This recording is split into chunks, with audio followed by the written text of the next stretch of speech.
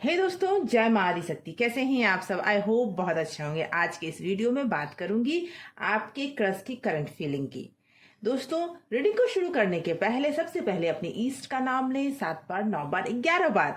आप जब अपनी ईस्ट का नाम लेते हैं तो आपकी एनर्जी बैलेंस होती है और ज्यादा से ज्यादा एनर्जी पिक होती है। इसीलिए अपनी ईस्ट का ध्यान जरूर करें इस रीडिंग को शुरू करने के पहले। ऑल साइंस रीडिंग है दोस्तों, हर राशि वालों के लिए है और मेल फीमेल दोनों के लिए है। हर उम्र का व्यक्ति इसे सुन सकता है। आइए आगे बढ़ते हैं दोस्तों। एक टाइमलेस रीडिंग है, जनरल और कलेक्टिव रीडिंग है। जब भी ये रीडिंग आप तक पहुंचती है, समझ जाइए यूनिवर्स आपको कोई ना कोई मैसेज देना चाहते हैं। रीडिंग आप तक पहुंची है। जय माँ आदिशक्ति, जय माता परमेश्वरी, जय महाकाली, जय महाकाल, हर हर महादेव। आइए शुरू करते हैं। आपके क्रश की करंट फीलिंग क्या है? इस समय क्या चल रहा है उनके लाइफ में? ओके दोस्तों, इस एनर्जी को क्लेम जरूर करें। एनर्जी को क्लेम करने के लिए कमेंट बॉक्स में अपना नाम लिखें या फिर अपने नाम का फर्स्ट लेटर लिखें। Okay, page of pentacle, okay, 10 of pentacle, the magician and the lover, queen of pentacle, 6 of pentacle, 3 of wand and the emperor. Bottom of deck से निकल के आया है द हेरोफेंट। ओके, तो दोस्तों मुझे ऐसा लग रहा है कि जो आपकी क्रश है ना, वो इंसान अभी अपने कैरियर पे ज़्यादा से ज़्यादा ध्यान दे रहे हैं। उनके ऊपर उनके फैमिली का भी दबाव मुझे दिख रहा है कि उन्हें ज़्यादा से ज़्यादा प्रेशराइज किया जा रहा है कि आप कुछ बड़ा करो या कुछ कहीं ऐसा। उन्होंने लाइफ में अभी तक बहुत कुछ अचीव किया है। मुझे ये फील हो रहा है कि जिस भी पर्सन के लिए आप ये रीडिंग देख रहे हैं, वो पर्सन अपनी लाइफ में बहुत कुछ अचीव कर चुके हैं, लेकिन आज भी उनके फैमिली का दबाव उन पे बहुत ज़्यादा है। उनके डिमांड बहुत ज़्यादा है कि आप अपने लाइफ में और ज़्यादा कुछ करो और बड़ा कुछ करो। जी, आपके पर्सन की अगर पर्सनालिटी मैं बोलूँ तो एक अट्रैक्टिव पर्सनालिटी है और ये पर्सन अपने काम को बहुत महत्व देते हैं। उनके जीवन में लव लाइफ सेकेंडरी पार्ट है। उनके जीवन में सबसे बड़ी प्रायोरिटी है तो वो है करियर की। वो हमेशा इसी के बारे में ज़्यादा से ज़्यादा सोचते हैं और मुझे ये लगता है कि जिस पोजीशन पे वो हैं, उस पोजीशन पे उन्होंने बहुत मेहनत करके वो पोजीशन हासिल की है। थोड़े रूड व्यक्ति दिख रहे हैं मुझे। द एम्परर का कार्ड आया है और ये आपके लिए मुझे ये दिख रहा है कि अगर उनके दिल में कुछ है भी ना, तो वो आपको इग्नोर करते हैं। वैसे उनके दिल में है जरूर कुछ। द लवर्स का कार्ड आया है और ये कहता है कि उनके दिल में प्यार तो है, लेकिन उस प्यार को दिखाते नहीं है। उस प्यार को बाहर आने ही नहीं देते। उसके ऊपर से एक आवरण चढ़ा हुआ है और वो आवरण ये है कि वो अपने आप को एक रूड व्यक्ति दिखाते हैं, वो कठोर व्यक्ति दिखाते हैं। जो कोई व्यक्ति सामने वाला से कुछ कहना चाहता तो है लेकिन कहता नहीं है कि मुझे रिजेक्शन ना मिल जाए। उन्हें एक फियर भी है रिजेक्शन का। जी, दिल में प्यार बहुत है लेकिन बहुत ज़्यादा रीति रिवाजों को मानने वाले व्यक्ति है। उनके फैमिली में एक्चुअली इस तरह के लोग ज़्यादा हैं जो इसको फॉलो करते हैं और अगर उनसे आप कोई हेल्प मांगते हैं, कुछ ऐसा बोलते हैं, तो वो आपके लिए बहुत जल्दी तैयार हो जाएंगे। लेकिन अगर आप उनसे कोई इस तरह की बात करते हैं जो लव रिलेटेड हो हो सकता है फिलहाल उनका बहुत ही धीमा प्रोसेस दिख रहा है मुझे। वो एक बार में कहते हैं ना हाँ बोल देना, वो चीज़ नहीं होने वाला, क्योंकि वो एक ऐसे पर्सन है जो बहुत ज़्यादा मैच्योर सोच वाले हैं। हो सकते हैं भले ही उम्र कम है उनकी, लेकिन सोच बहुत मैच्योर है। उनके लिए बहुत बड़ी प्रायोरिटी मैंने पहले ही कहा कि है अपना करियर, अपना लाइफ। और ये भी मैं बोलूँगी कि वो इंसान मेहनती बहुत है। किसी भी चीज़ को, जैसे वो पत्थर को भी छू ले तो सोना बन जाए, इस तरह की उनके ऊपर ईश्वर की कृपा भी है। और वो हमेशा अभी फिलहाल वो इस सोच में ज़रूर हैं। हो सकता है उनके पास शादी का कोई प्रपोजल आया हो, शादी करने का वो उनकी फैमिली का उन पे दबाव भी हो, कुछ ऐसे उनके लाइफ में अभी चल तो रहा है जहां पर उनके साथ और ये ऐसे एक व्यक्ति हैं जो ट्रेडिशनल टाइप के हैं। ये प्यार तो करेंगे लेकिन इनकी इच्छा हमेशा ट्रेडिशनल शादी पे ही जाएगी। बहुत ज्यादा पुराने रीति रिवाजों को मानने वाले व्यक्ति हैं, एक कहते हैं ना कट्टर टाइप के, उस तरह के रिलेशनशिप, मतलब उस तरह की सोच रखते हैं। इसी वजह से ये खुलकर सामने से तो कभी कुछ नहीं बोलने वाले, लेकिन वो चीज वो खुलकर नहीं बोलने वाले।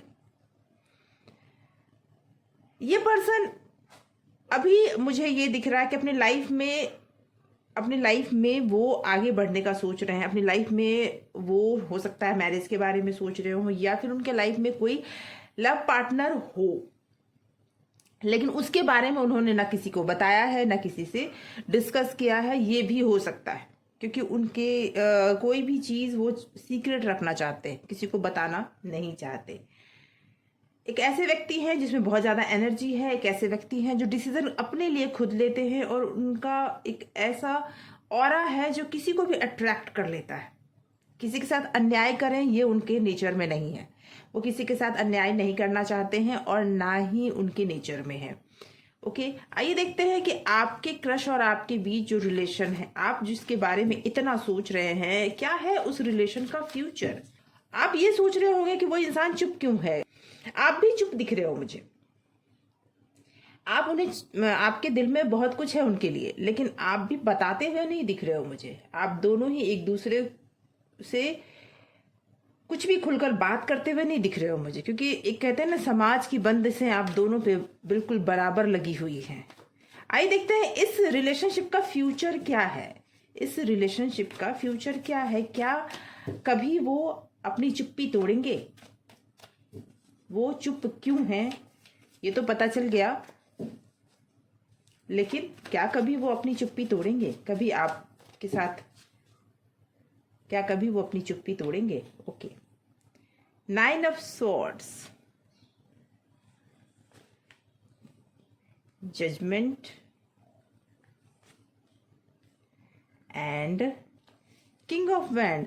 ये कह रहा है कि देखिए वो अभी किसी न किसी कष्ट में, मैंने कहा ना उनके लाइफ में कोई लव पार्टनर तो है, और जिसकी वजह से वो थोड़ा दुखी भी हैं। उनके रिलेशनशिप में कोई प्रॉब्लम है, और उस प्रॉब्लम की वजह से उनकी रातों की नींद उड़ी हुई है। वो प्रॉब्लम है, और इस वजह से ही उनके ऊपर ट्रस्ट इश्यूज हैं। वो जल्दी किसी पे ट्रस्ट करना ही नहीं चाहते। हो सकता है किसी ने उन्हें धोखा दिया, उन्हें किसी को दिल से चाहा हो और किसी ने उन्हें धोखा दिया हो, और जिसकी वजह से, या फिर इन्होंने ही उन्हें अपने दिल की बात ना बताई हो, या फिर ये भी दिख रहा है मुझे कि इन्होंने भी कोई ना कोई बड़ी गलती की है। इन्होंने अपने करियर के लिए या फिर अपने एम्बिशन के लिए उनके साथ शायद न्याय ना किया है, जिसकी वजह से दूरी हो गई, और जिसकी वजह से आज ये भी अफसोस कर रहे हैं। दूसरा चांस तो ये चाहते हैं लाइफ में, प्यार तो ये चाहते हैं, लेकिन खुद उठकर ये कभी कुछ नहीं बोलेंगे हैं। अगर आपको इनके साथ रिलेशन रखना है तो आपको ही इनसे बात करनी पड़ेगी। ये खुद से आपको से बात करते हुए मुझे नहीं दिख रहे हैं। मुझे यही दिख रहा है कि ये पर्सन खुद उठकर आपसे ये बात करे कि मैं आपसे प्यार करता या करती हूँ, तो ये नहीं होने वाला। ईश्वर इसके प्रति आपको क्या गाइडेंस दे रहे हैं वो देखते हैं। ईश्वर आपके लिए क्या गाइडेंस दे रहे हैं वो देखते हैं। Okay, night of pentacle. Okay, 4 of swords and temperance.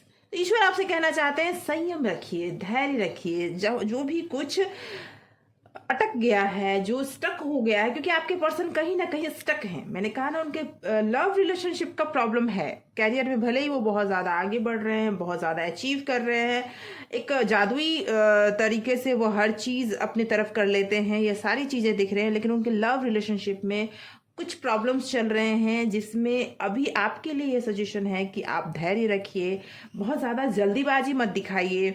ठीक है, आप ही सामने से बात करेंगे, क्योंकि वो बात नहीं करने वाले, आपको ही बात करना होगा। तो सामने से बात करेंगे, लेकिन उसके लिए सही समय का इंतजार जरूर कीजिए, क्योंकि अभी वो सही समय नहीं आया है। अभी समय ये है कि कुछ दिन आपको वेट करना चाहिए और धैर्य रखना चाहिए, बैलेंस बनाना चाहिए।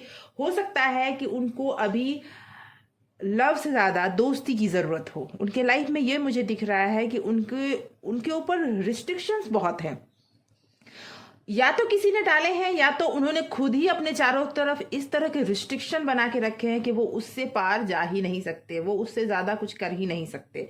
ऐसी स्थिति उनकी दिख रही है, और उन्हें इस कंडीशन में एक लव पार्टनर से ज्यादा एक दोस्त की जरूरत है, जहां वो अकेले हो गए हैं। ज्यादातर लोग जो भी उनके साथ आसपास हैं, उनकी अचीवमेंट को देखकर उनकी वाहवाही तो करते हैं, लेकिन उन लोगों से वो दिल की बात खुलकर नहीं कह पाते, जिसकी वजह से उनके लाइफ में एक खालीपन सा है। और उस खालीपन के लिए एक सच्चा दोस्त होना बहुत जरूरी है। आइए देखते हैं ईश्वर क्या और गाइड करना चाहते हैं आपको, कि अगर आप बहुत ज्यादा परेशान हैं इस रिलेशनशिप को लेकर, तो ईश्वर क्या गाइड करना चाहते हैं आपको, वो देखते हैं ईश्वर क्या गाइड करना चाहते हैं आपको।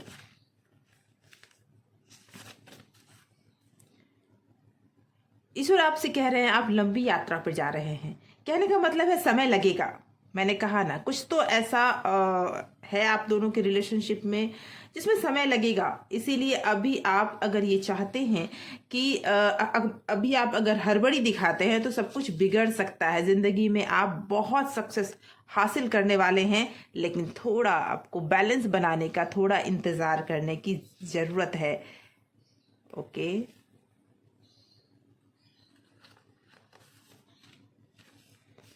आपके अंदर का पेन बहुत तेजी से आपको छोड़ रहा है।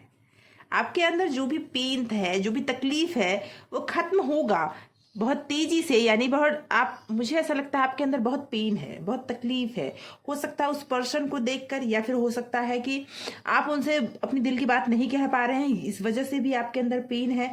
तो अभी ईश्वर आपसे कहना चाहते हैं कि आप थोड़ा इंतजार और करें, और थोड़ा बैलेंस बनाने का प्रयास करें, थोड़ा दोस्ती बनाने का प्रयास करें। ओके, आपकी खुशी आपको जल्दी ही वापस मिल जाएगी, बस थोड़ा इंतजार और है। तो दोस्तों, मुझे मुझे ऐसा लगता है आपके कई सवालों के जवाब आज की इस रीडिंग में जरूर आपको मिले होंगे। अगर आपसे ये रीडिंग रेजोनेट करती है, प्लीज सब्सक्राइब करें चैनल को। अगर आपने सब्सक्राइब कर रखा है तो बहुत बहुत धन्यवाद। थैंक यू सो मच आपके प्यार के लिए, आपके सपोर्ट के लिए। Thank you so much.